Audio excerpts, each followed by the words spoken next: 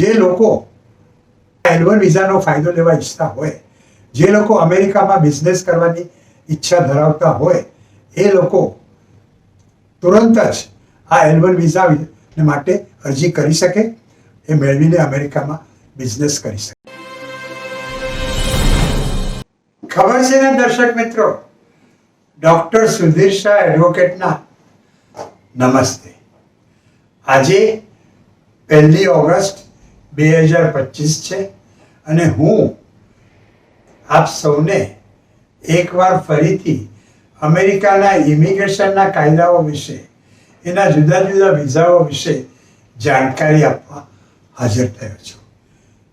દર્શક મિત્રો, અમેરિકા તમારે જવું હોય, ત્યાં બિઝનેસ કરવો હોય, તો એ માટે એક ખાસ આંતર કંપની ટ્રાન્સફરી મેનેજરો, એક્ઝિક્યુટિવો અને ખાસ જાણકારીવાળી વ્યક્તિઓ માટે L1 નોન ઇમિગ્રન્ટ શ્રેણીના વિઝા ઘડવામાં આવ્યા છે. આ વિઝા વિશે મેં તમને આ પહેલાં પણ જાણકારી આપી છે, પણ આજે હું તમને આના વિશે સંપૂર્ણ માહિતી આપવા ઈચ્છું છું, જેથી જે લોકો L1 વિઝાનો ફાયદો લેવા ઈચ્છતા હોય, જે લોકો અમેરિકામાં બિઝનેસ કરવાની ઈચ્છા ધરાવતા હોય, એ લોકો તુરંત જ આ L1 વિઝા માટે અરજી કરી શકે, એ મેળવીને અમેરિકામાં બિઝનેસ કરી શકે. યાદ રાખજો, આ L1 વિઝા કાયદેસરના છે. અમેરિકાના the immigration and nationality act 1952માં આ L1 વિઝા દાખલ કરવામાં આવ્યા છે, દર્શાવવામાં આવ્યા છે.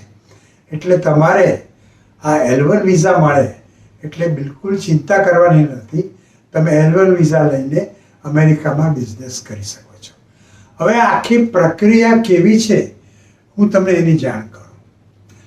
ભારતમાં તમારો બિઝનેસ સારો ચાલતો હોય અને તમે અમેરિકામાં બિઝનેસ કરવાની ઈચ્છા ધરાવતા હો, ત્યાં તમારા બિઝનેસની શાખા ખોલવા ઈચ્છતા હો, કે પછી હોલ્લી ઓન સબસિડરી કરવાનો વિચાર કરતા હો, કે પછી અમેરિકાની કોઈ કંપની જોડે પાર્ટનરશિપ કરીને બિઝનેસ કરવા ઈચ્છતા હો, જે પાર્ટનરશિપમાં તમારો ભાગ 51%થી વધુ હોય, તો સૌપ્રથમ તમારે અમેરિકામાં એક કંપની સ્થાપવાની હોય છે.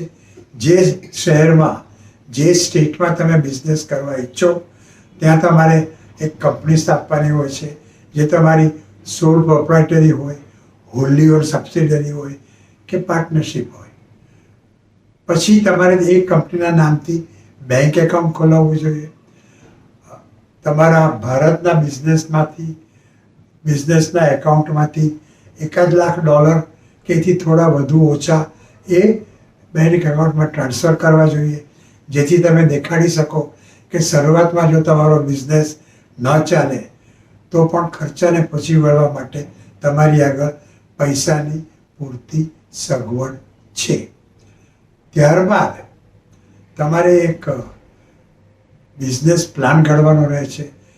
5 વર્ષ માટે તમે શું શું કરશો, આ તમે જે અમેરિકામાં નવી કંપની ખોલી હોય, નવો બિઝનેસ સ્ટાર્ટ કર્યો હોય, અને તમે જે વ્યક્તિને, જેણે ભારતમાં તમારા બિઝનેસમાં છેલ્લા 3 વર્ષમાં ઓછામાં ઓછું 1 વર્ષ મેનેજર, એક્ઝિક્યુટિવ કે ખાસ જાણકારીવાળી વ્યક્તિ તરીકે કામ કર્યું હોય, એને તમે અમેરિકામાં L1 વિઝા ઉપર મોકલવા ઈચ્છતા હો, તો એ વ્યક્તિ વિશે તમારે જાણકારી આપવી જોઈએ. અમેરિકામાં બિઝનેસ શું કરશો, કેવો કરશો, એ બિઝનેસ ચલાવવા માટે શું શું કરશો, કઈ કઈ અગવડો છે, કેટલા માણસોને નોકરી આપશો, ક્યારે આપશો, આ બધું તમારે આ બિઝનેસ પ્લાનમાં દેખાડવાનું રહે છે.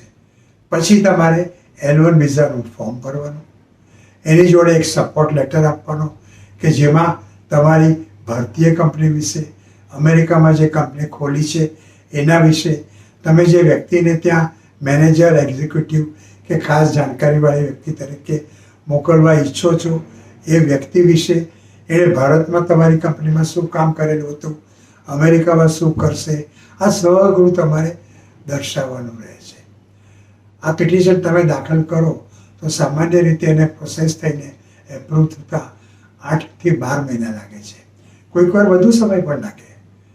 એ પિટિશન પ્રોસેસ થઈને એપ્રૂવ થાય પછી તમારે ભારતમાં આવેલી અમેરિકન કોન્સ્યુલેટમાં જઈને તમારી લાયકાત મેનેજર તરીકેની, એક્ઝિક્યુટિવ તરીકેની કે ખાસ જાણકારીવાળી વ્યક્તિ તરીકેની પુરવાર કરીને દેખાડીને L1 વિઝા મેળવવાના રહે છે. મેનેજરો અને એક્ઝિક્યુટિવોને L1A વિઝા આપવામાં આવે છે. ખાસ જાણકારીવાળી વ્યક્તિઓને L1B વિઝા આપવામાં આવે છે. L1A વિઝા ઉપર કુલ્લે અમેરિકામાં 7 વર્ષ રહીને કામ કરી શકાય છે. L1B વિઝા ઉપર અમેરિકામાં 5 વર્ષ રહીને કામ કરી શકાય છે. શરૂઆતમાં વિઝા 1 વર્ષ માટે આપવામાં આવે છે. વર્ષ પૂરું થાય એટલે અરજી કરીને દેખાડી આપવાનું કે તમે બિઝનેસ કર્યો છે અને ભારત તેમજ અમેરિકા બે જગ્યાએ તમારો બિઝનેસ ચાલુ છે, તમે અમુક લોકોને નોકરીમાં રાખેલા છે, એટલે તમારો જે સમય છે L1 વિઝાનો એ લંબાઈ આપવામાં આવશે. 2 વર્ષની તમને એક્સટેન્શન મળે છે. આ દરમિયાન અમેરિકામાં તમે જે કંપની ખોલી હોય એ કંપની એ પહેલાં મેનેજર, એક્ઝિક્યુટિવ યા ખાસ જાણકારીવાળી વ્યક્તિ માટે ગ્રીન કાર્ડનું પિટિશન પણ દાખલ કરી શકે છે. આ લોકો એમની જોડે એમની પત્ની અને જો પત્ની કામ કરવા ગઈ હોય તો એમના પતિ અને 21 વર્ષથી નીચેની વયના સંતાનોને પણ ડિપેન્ડન્ટ વિઝા ઉપર, ડિપેન્ડન્ટ L2 વિઝા ઉપર અમેરિકા બોલાવી શકે છે. તેઓ જો જરૂર પડે તો, ઈચ્છા હોય તો પરવાનગી મેળવીને અમેરિકામાં કામ કરી શકે છે, ભણી પણ શકે છે. આમ આ L1 વિઝા આંતર કંપની ટ્રાન્સફરી મેનેજરો, એક્ઝિક્યુટિવો અને ખાસ જાણકારીવાળી વ્યક્તિઓ માટેના L1 વિઝા મેળવવા સરળ છે અને એ મળેથી તમે તમારા મેનેજરને, એક્ઝિક્યુટિવને કે ખાસ જાણકારીવાળી વ્યક્તિને અમેરિકા કામ કરવા 7 યા 5 વર્ષ મોકલી શકો છો. એમની જોડે એમના કુટુંબીજનો પણ, એટલે કે વાઈફ અથવા હસબન્ડ અને 21 વર્ષથી નીચેની વયના સંતાનો પણ અમેરિકા L2 ડિપેન્ડન્ટ વિઝા ઉપર જઈ શકે છે. એટલે દર્શક મિત્રો, જો તમે અમેરિકામાં બિઝનેસ કરવાનો વિચાર કરતા હો તો L1 વિઝા એક બહુ જ સારા વિઝા છે. એ મેળવવાની પ્રક્રિયા પણ સરળ છે. તો આજે જ શરૂઆત કરી અને આના વિશે તમને કંઈ વધુ જાણકારી જોઈતી હોય, તમારે L1 વિઝા મેળવવા હોય, એ માટે બધી તૈયારી કરવી હોય, અમેરિકામાં કંપની સ્થાપવી હોય, બેંક એકાઉન્ટ ખોલાવવું હોય, બિઝનેસ પ્લાન તૈયાર કરવો હોય, પિટિશન દાખલ કરવું હોય, અહીંયા ઇન્ટરવ્યૂમાં માટેની તૈયારી કરવી હોય, તો આ સગળા માટે ડોન્ટ ટેક ટેન્શન, મયુના. અને મારો મોબાઈલ નંબર છે 9820419469 અને ઈમેલ એડ્રેસ છે sudhirsha1940@gmail.com. Sudhirshah1940@gmail.com. અને દર્શક મિત્રો, આજે ઓગસ્ટ મહિનાની 1 તારીખ છે. આ મહિનાની 5મી તારીખે હું સુરત કન્સલ્ટેશન માટે આવવાનો છું અને 6ઠી તારીખે અમદાવાદ કન્સલ્ટેશન માટે આવવાનો છું. હું વર્ષોથી આવું કરું છું.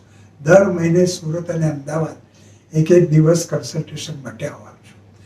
જો તમારે મને આ L1 વિઝા માટે કે પછી અમેરિકાના કોઈ પણ બીજા પ્રકારના વિઝા માટે, સબસ્ટિટ્યુશન માટે, ચાઇલ્ડ સ્ટેટસ પ્રોટેક્શન એક્ટ માટે, વેવર માટે, K1 વિઝા માટે, B1, B2 વિઝા માટે, અમેરિકાના કોઈ પણ પ્રકારના વિઝા માટે કે અમેરિકાના ઇમિગ્રેશનના કોઈ પણ પ્રશ્નો માટે જો તમારે મારી સલાહ લેવી હોય તો 5મી ઓગસ્ટ મંગળવારે સુરતમાં સ્ટેશન નજીક આવેલ યુવરાજ હોટેલમાં તમે મને મળી શકો છો.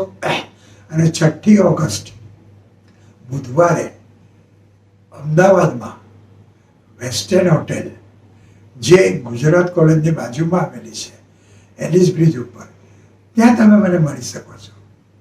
તો દર્શક મિત્રો, ચલો અમેરિકા જવાની આપણે તૈયારી કરીએ.